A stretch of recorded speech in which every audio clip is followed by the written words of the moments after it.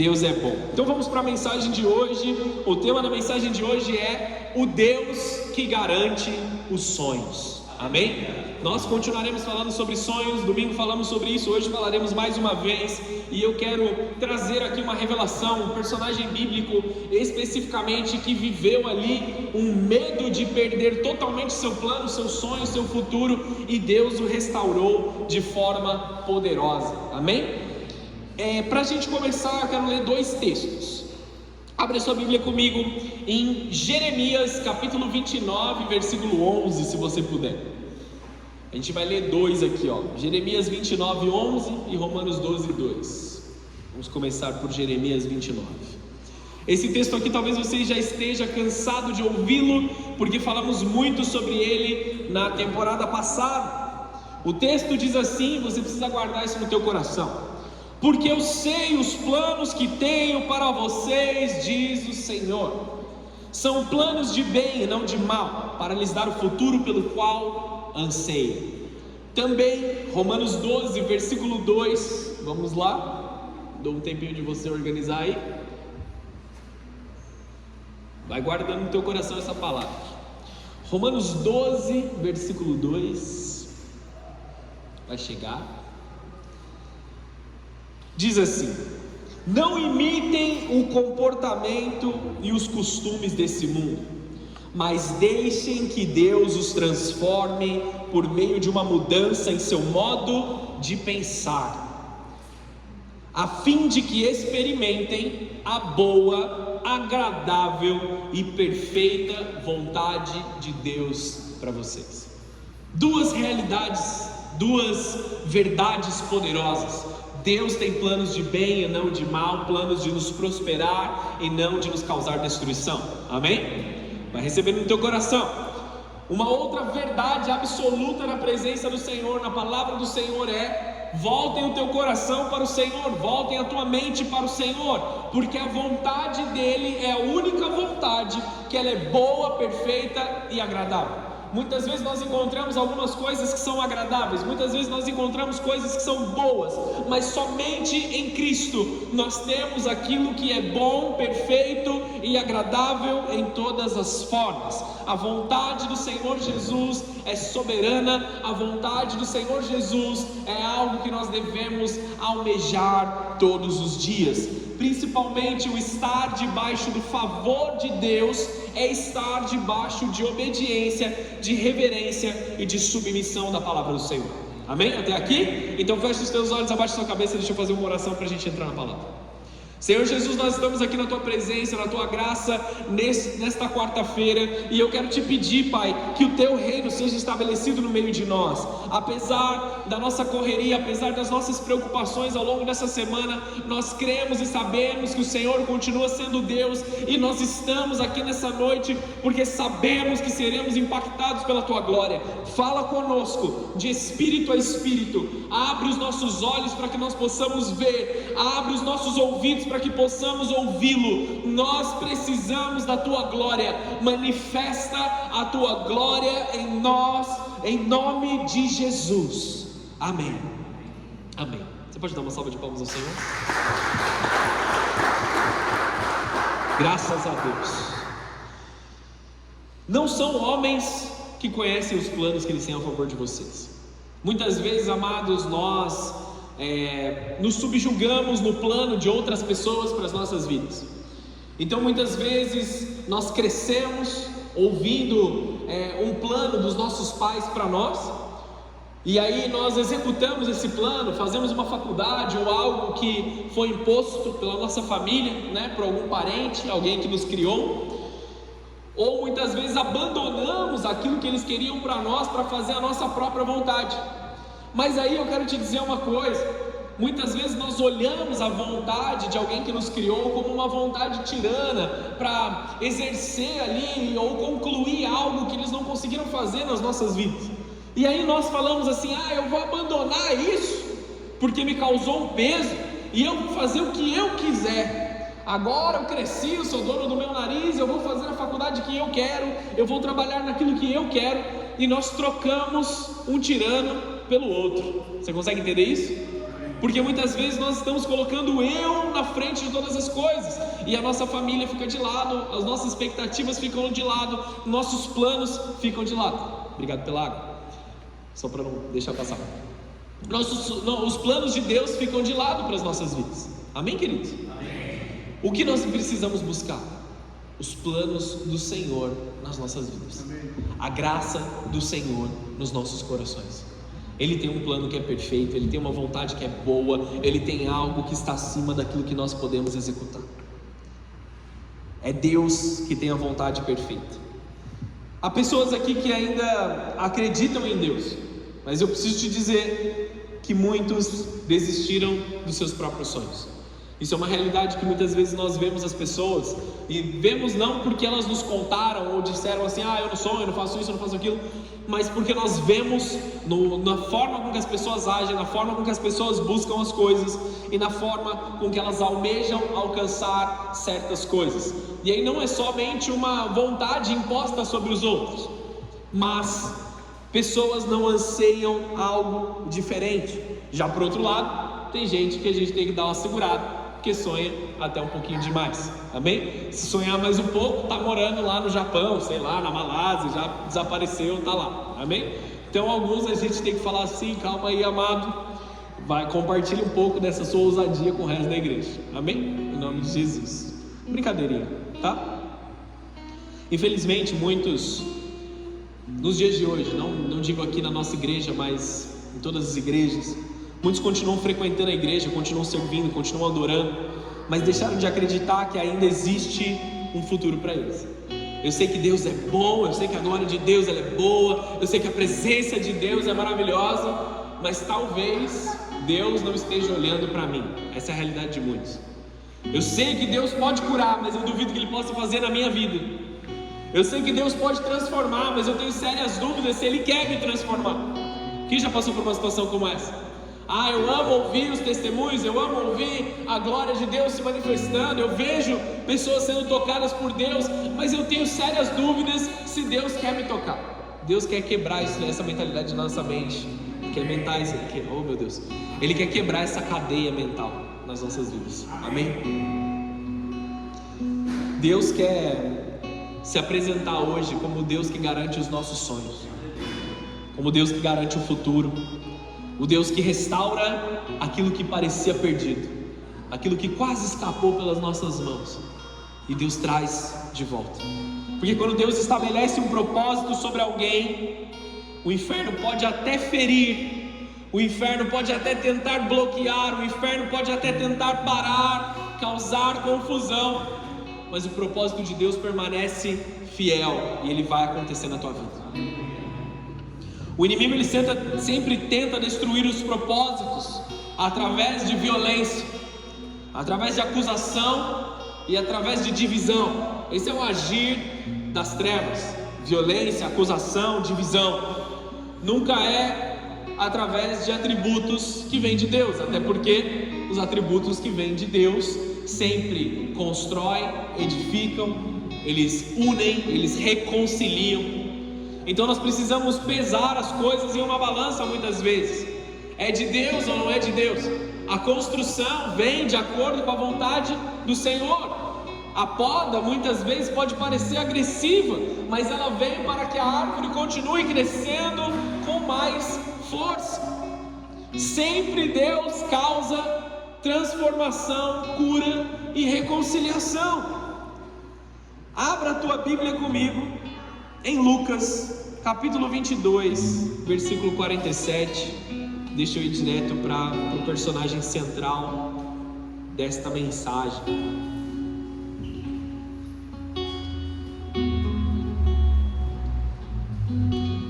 Se eu não me engano, eu preguei sobre esse homem, acho que deve ter sido no ano passado, porque esse ano eu ainda não preguei sobre esse homem. E aqui é uma revelação muito profunda.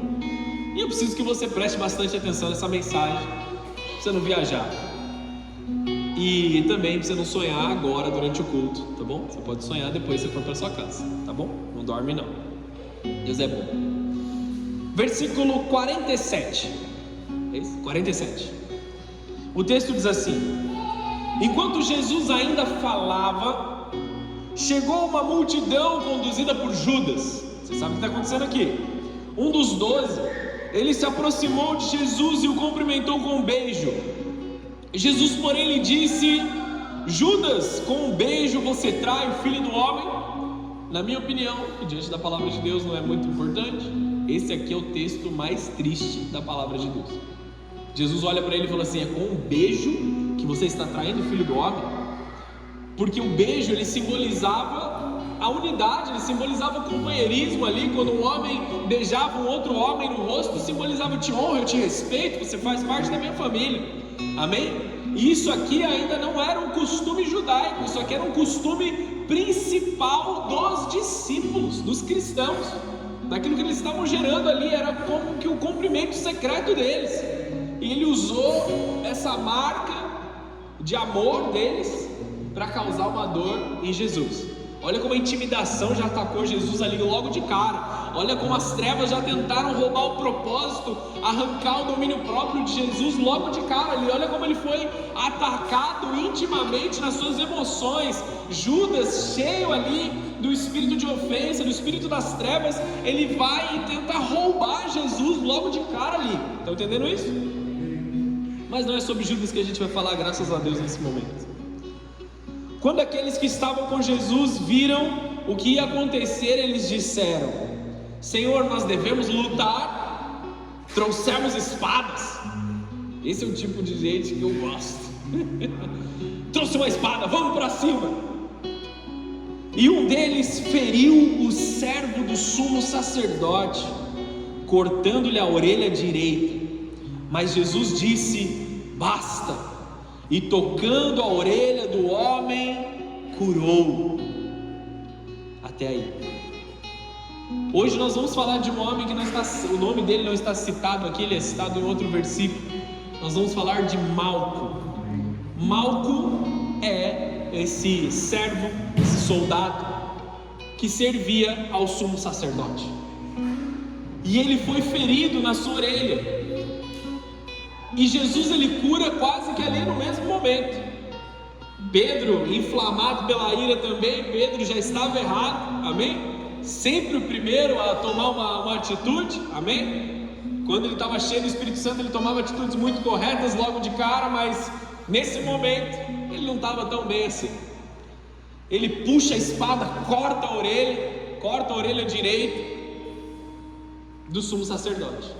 E Jesus, logo de cara, coloca suas mãos sobre a orelha de Malco e cura aquele homem. Entenda uma coisa: o que a Bíblia não cita não é tão importante assim, amém? Quando você está lendo a palavra de Deus, você começa a procurar algumas coisas.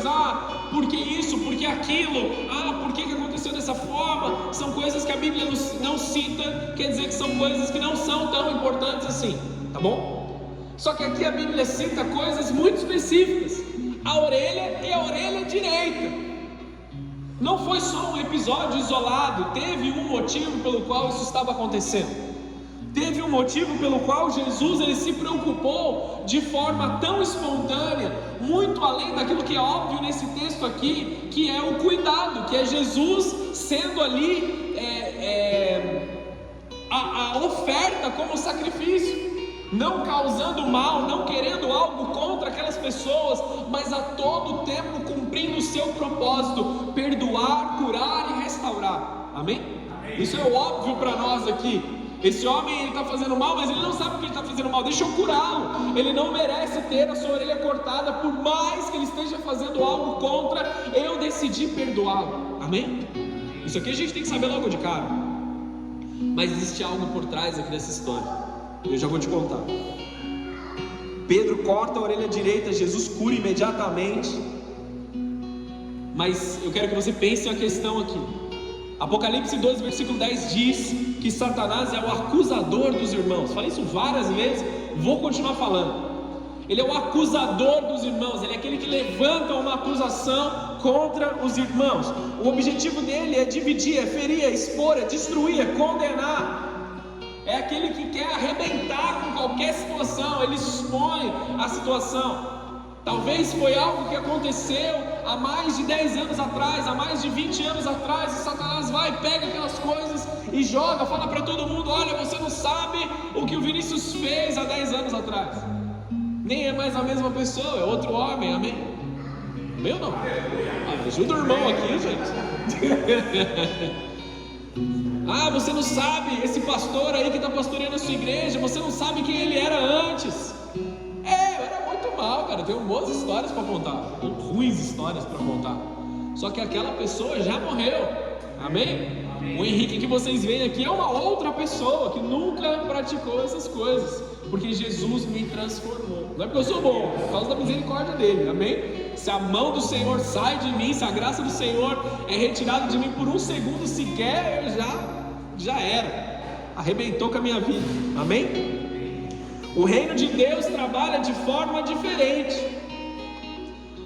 O acusador expõe, Jesus ele restaura.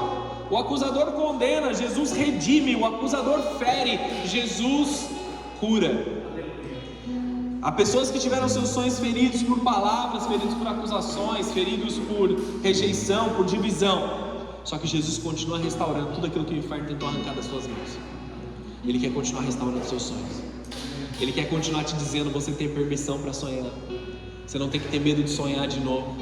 Você não vai cair nos teus sonhos. Deus ele vai continuar te enchendo, Ele vai continuar te abençoando. Você vai viver o melhor de Deus sobre a tua vida.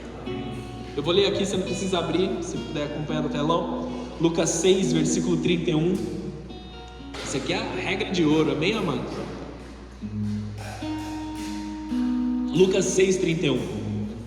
Façam aos outros o que vocês desejam que eles lhes façam. Quem disse isso? Jesus. Se vocês amam apenas aqueles que os amam, que mérito tem? Até os pecadores amam aqueles que os amam. Amém? Façam para o teu próximo aquilo que você espera que seja feito sobre a tua vida. Cuide do teu próximo como você espera ser cuidado. Mas ele não vai me dar nada em troca. E se ele nunca perceber? Você faz aquilo que você tem que fazer e espera que a justiça de Deus, a graça de Deus venha sobre a tua vida, não tentando trazer a honra sobre as outras pessoas.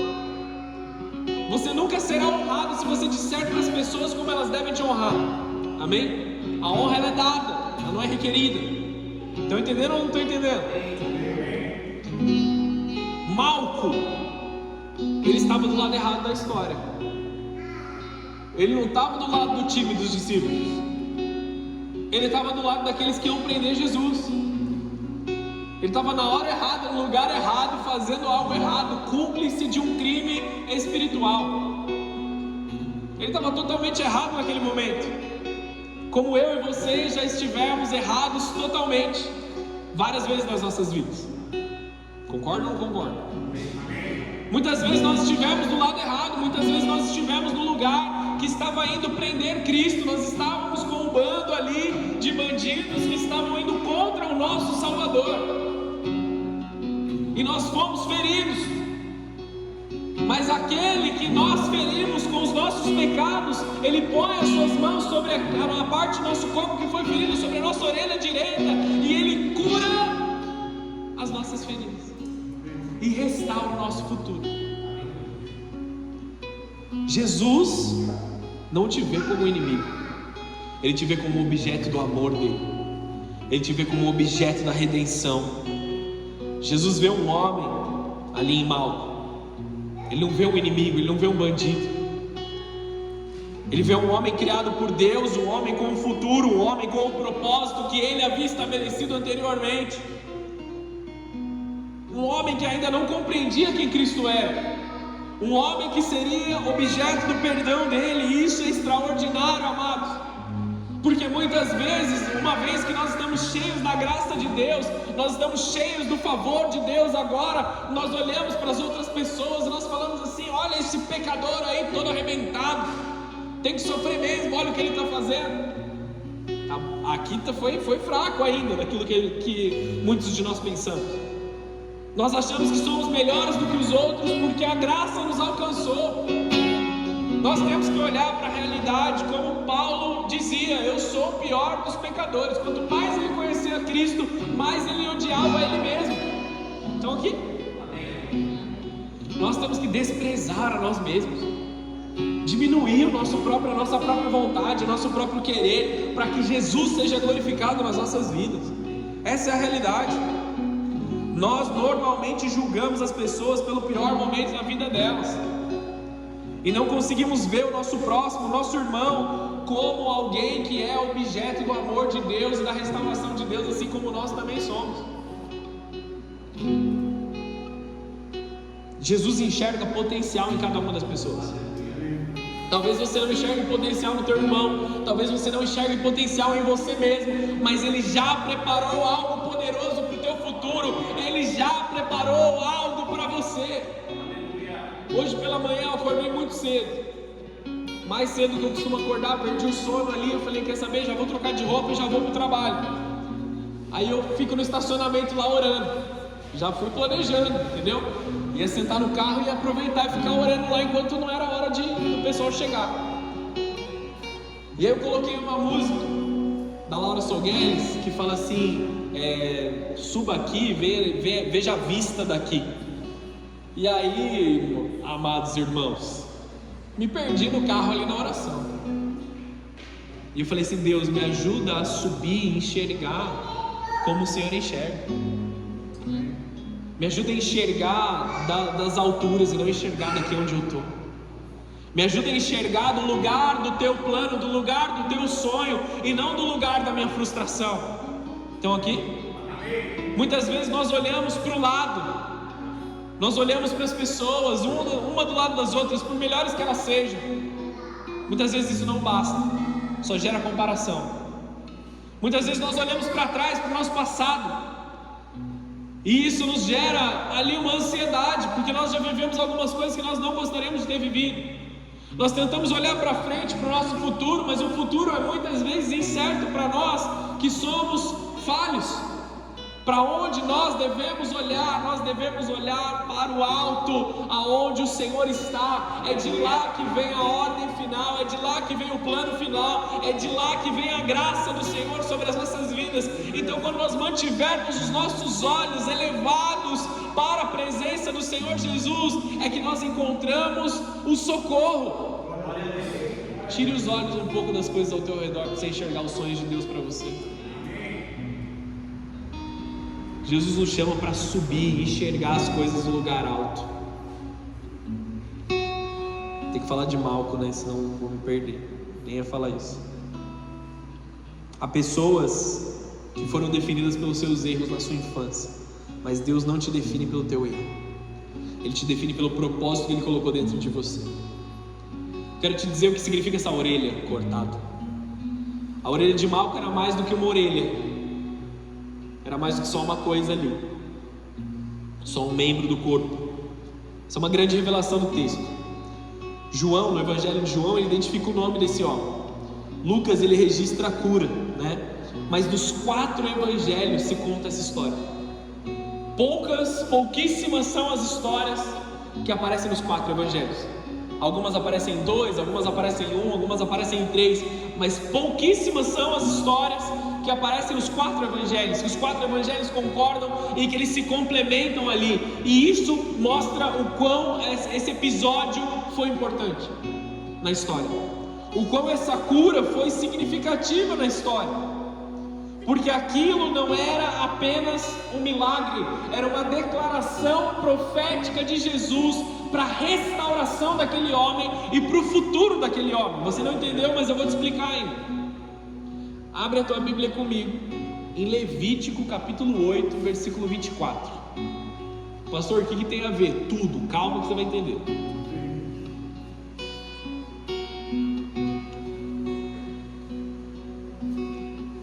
Quando Moisés ungiu os primeiros sacerdotes, a mando de Deus, ele cumpriu milimetricamente tudo que Deus mandou ele fazer.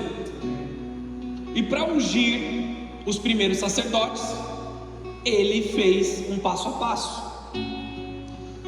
Depois apresentou os filhos de Arão e colocou um pouco de sangue na ponta da orelha direita, no polegar da mão direita e no polegar do pé direito deles. O restante do sangue ele derramou em todos os lados do altar. Tá bom, entendi que a orelha direita era parte, mas o que isso tem a ver com Malco? Malco era servo do sumo sacerdote. Tá bom? Ele tinha um plano de carreira ali onde ele estava. Desde pequeno, esses homens que trabalhavam ali no sacerdócio, eles eram separados. Quando eles desmamavam, eles passavam a habitar no templo, como você ouviu de Samuel. Samuel habitava no templo, crescendo aos pés de Eli. Aos 13 anos, esses meninos, eles já eram considerados homens, e eles já tinham que ter todo o conhecimento da Torá, ou seja, os 5 primeiros livros da Bíblia, do qual Levítico é um deles. Eles já tinham todo o conhecimento da lei, porque eles iam seguir o sacerdócio. E esse homem servia como um soldado, aguardando a oportunidade de ser levantado como um sacerdote, se possível no futuro um sumo sacerdote. E ele passaria por esse ritual em que seria ungido como um sacerdote. Estão aqui entendendo até então? Ou confundi todo mundo? Mas tinha uma questão. Fisicamente, esse homem que estava sendo preparado para o sacerdócio, ele precisava estar perfeito, ou em perfeitas condições físicas. Então aqui, Levítico 14:14. Vamos mais um para frente aqui.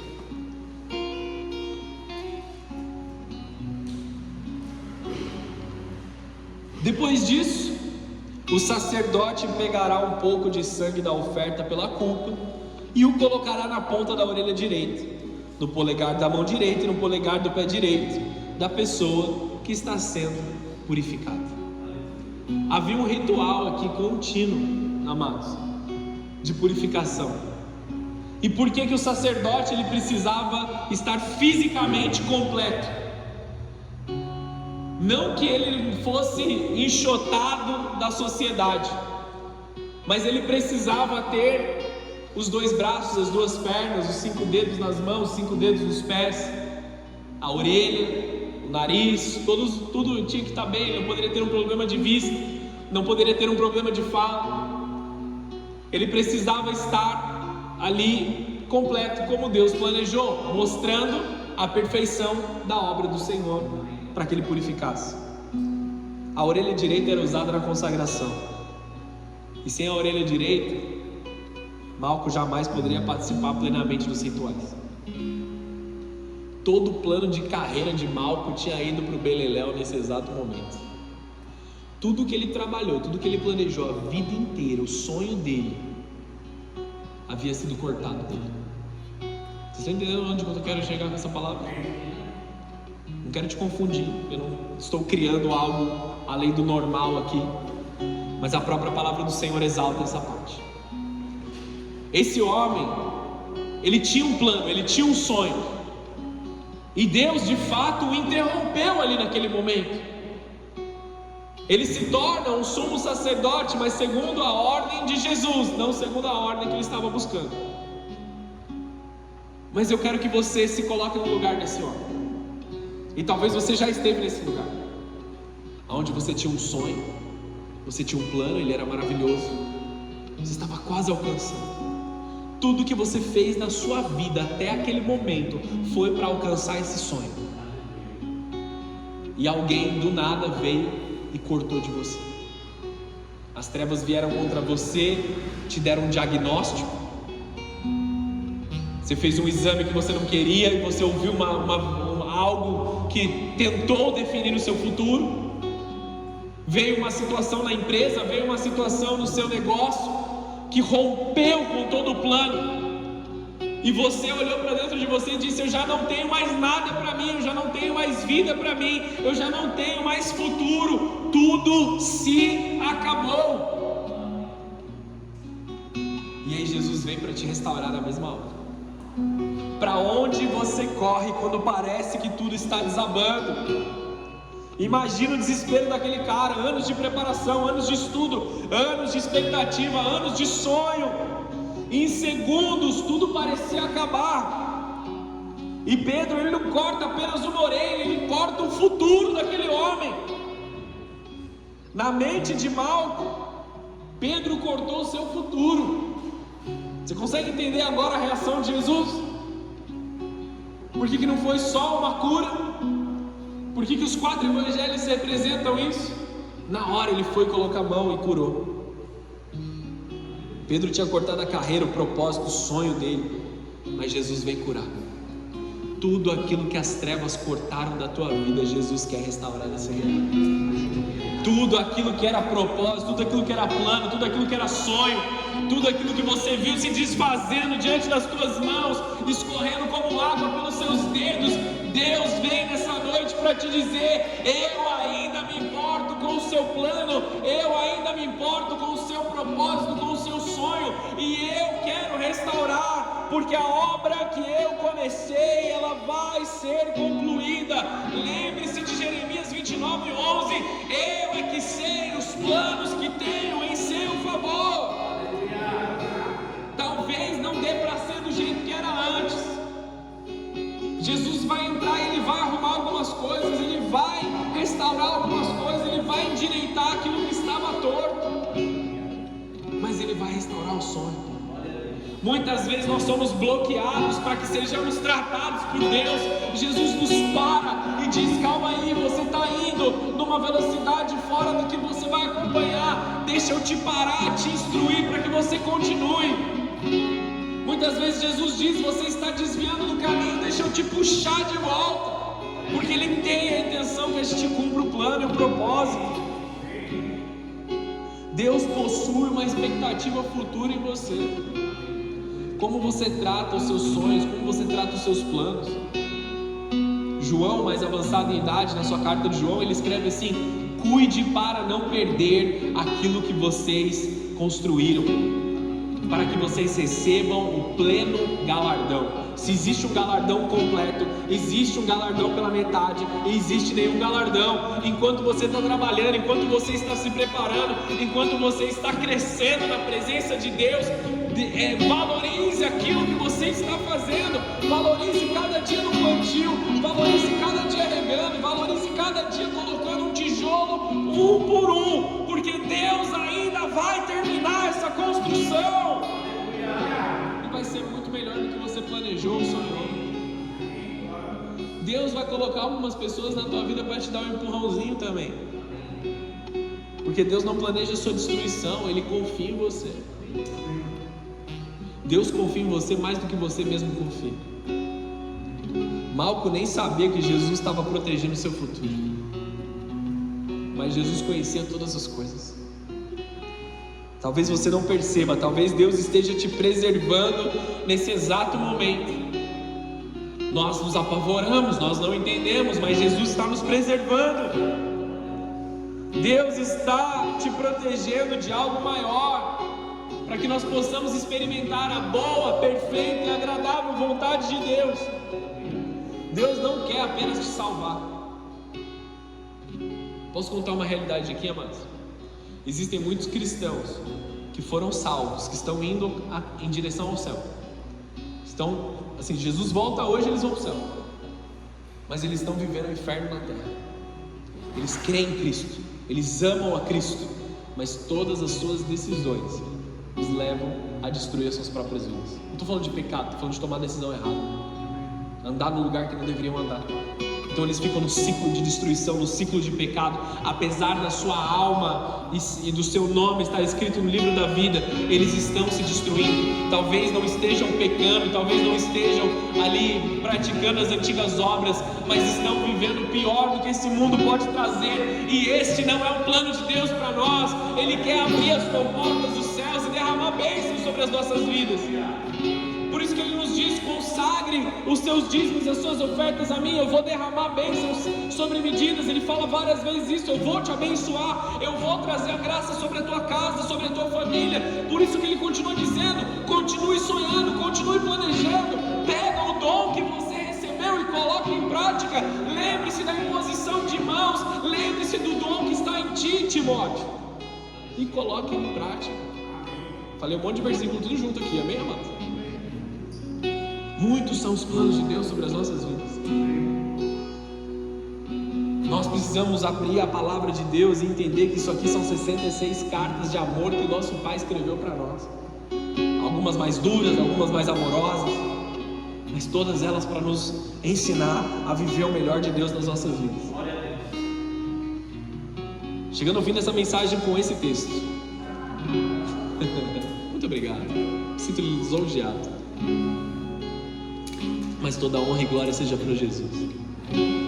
Mateus capítulo 8, versículo 1. Que tipo de mentalidade nós temos? Nós temos uma mentalidade de discípulo ou nós temos uma mentalidade de leprosos? Dura palavra, né? Mas você vai entender o que eu quero dizer. Mateus capítulo 8, versículo 1. Quando Jesus desceu à encosta do monte, grandes multidões o seguiam. Um leproso aproximou-se de Jesus, ajoelhou-se diante dele e disse: Senhor, se quiser, pode me curar e me deixar limpo? Jesus estendeu a mão e tocou nele. Eu quero. Essa é a resposta de Deus para nós. Vou continuar lendo mais um pouquinho. Respondeu: seja curado e fique limpo. No mesmo instante, o homem foi curado de lepra.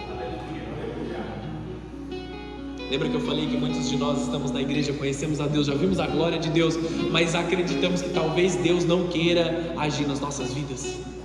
Eu amo Deus, eu sei que a glória de Deus é poderosa, eu sei que Ele cura, mas eu não tenho certeza se Ele quer me curar.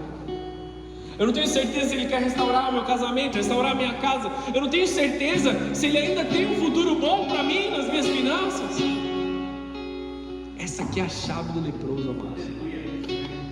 Esse homem estava tão doente, ele estava tão afastado, tão ferido, tão machucado, tão abandonado pela circunstância, porque como um leproso ele tinha que ser afastado da sociedade.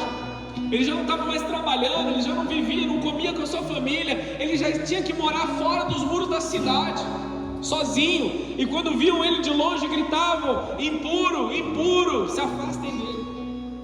Se somente a sombra dele se projetasse sobre a vida de alguém, estaria impuro até o entardecer. Teria que se lavar. Essa doença tomou a mente daquele cara. E aí ele olha para o Rei da Glória, para o Senhor dos Senhores, o mesmo que cura Malco. Ele olha para o homem que fez todas as coisas, o Deus que veio em carne, o Deus que veio para perdoar, o Deus que veio para amá-lo, o Deus que veio para derramar graça sobre ele. Ele olha para Jesus e ele diz assim: se o Senhor quiser, poderia me curar. Eu sei que a questão não era se Jesus podia, ele sabia que Jesus podia. Mas existe no teu coração, Jesus, vontade de me curar? E olha a resposta rápida de Jesus: eu quero. Senhor, o Senhor quer que a minha família seja abençoada? Eu quero.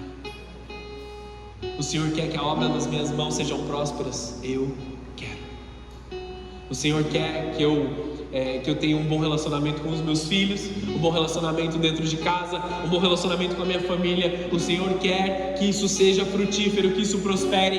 Eu quero. E sobre uma mente rejeitada, sobre um coração rejeitado, sobre alguém que não podia ser tocado por ninguém, Jesus estende a mão e coloca a mão sobre ele. Eu quero, seja curado, seja limpo, seja restaurado. Talvez você tenha entrado aqui nessa noite com o teu coração machucado, com o teu coração fendido, com o teu coração rejeitado, e a pergunta é: será que Jesus ainda quer derramar algo sobre a minha vida?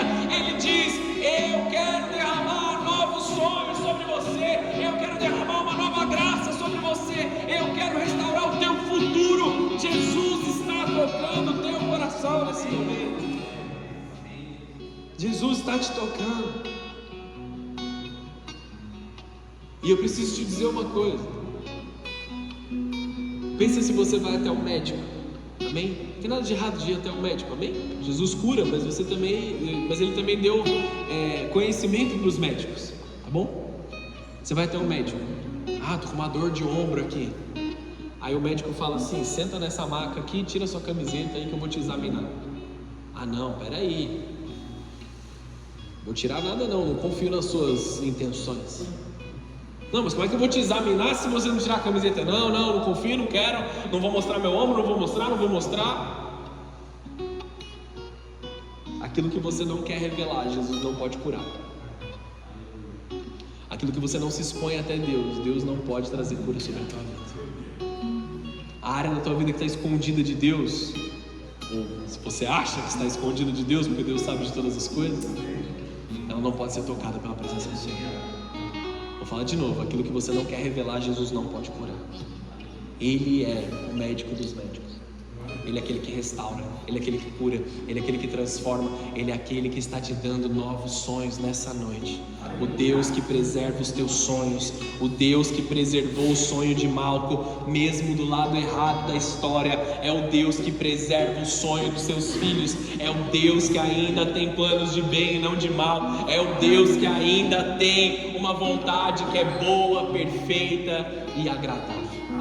Se você pode, feche os teus olhos aí no teu lugar, abaixa a sua cabeça. Eu quero orar por vocês. Nós vamos adorar um pouquinho aqui. Ainda tem tempo, tá bom? Deixa eu fazer duas orações aqui.